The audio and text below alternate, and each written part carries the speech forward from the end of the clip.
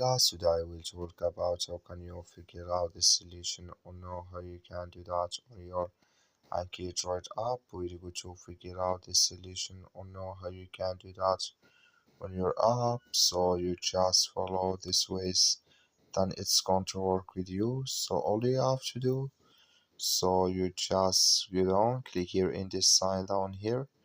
When you just click on it, it's going to show for you a list like this here. You click here on get shared text, just click on it here. So then it's going to take you to this list, and here you here can you search here for shared disk here. Then it's going to show for you in this list here, and here can you find to download deck in this list here on your AnkiDroid app. So that's all you have to do. That's all. I wish now you I get it. So you just follow this ways, then it's going to work with you. Thank you for watching. Don't forget to support us by like and subscribe.